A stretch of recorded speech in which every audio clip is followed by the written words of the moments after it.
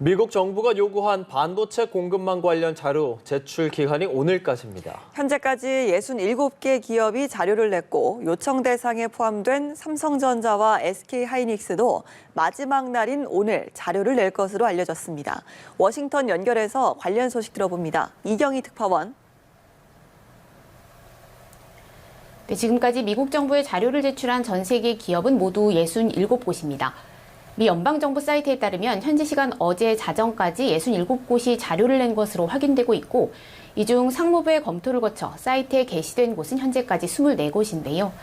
아직까지 삼성전자와 SK하이닉스의 자료 제출 여부는 공개되지 않았는데 마지막 날 자료를 제출할 것으로 알려진 만큼 현지 시간 오늘 자정, 마감 시한 이후에 사이트에 추가될 것으로 보입니다.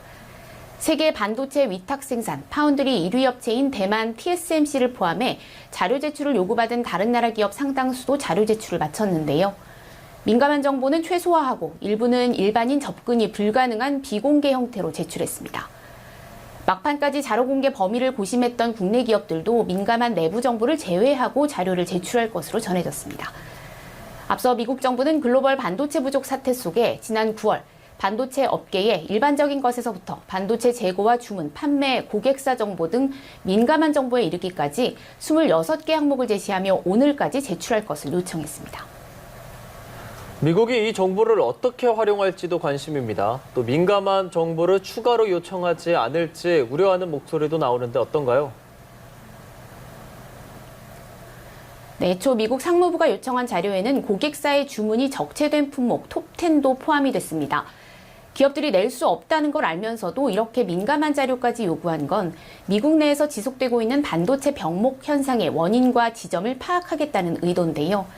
자동차용 칩 부족에서 비롯된 반도체 수급난이 이후 가전, 통신, 게임기, 의료기기 부품 등으로 확산한 가운데 공급 부족 사태가 1, 2년 지속할 수 있다는 우려까지 나오고 있기 때문입니다. You know, we've been working the semiconductor shortage since day one of the president's administration, and it's time to get more aggressive. The situation is not getting better. In some ways, it's getting worse. 그러나 기업들이 영업기밀 유출 우려를 제기하며 반발했고 그러자 상무부는 고객사 별이 아닌 산업별로 정보를 제출해도 된다고 밝힌 상태입니다.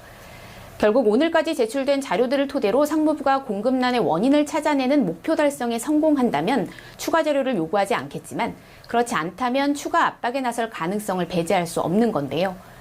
지나 러먼드 상무장관은 로이터 통신 인터뷰에서 지금까지 모두 협조적이라면서도 제출 자료가 충분히 만족스럽지 않으면 추가 조치가 필요할지도 모른다고 말했습니다. 그러나 미국 정부가 제출된 자료를 토대로 병목 현상의 원인을 분석한다고 해도 실효성 있는 조치에 나설 수 있을지엔 물음표가 붙습니다.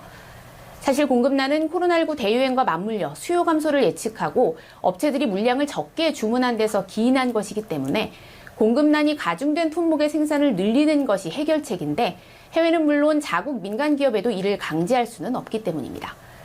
상무부는 오늘 자료를 받은 이후 언제쯤 대책을 내놓을지에 관한 일정은 따로 제시하지 않았습니다.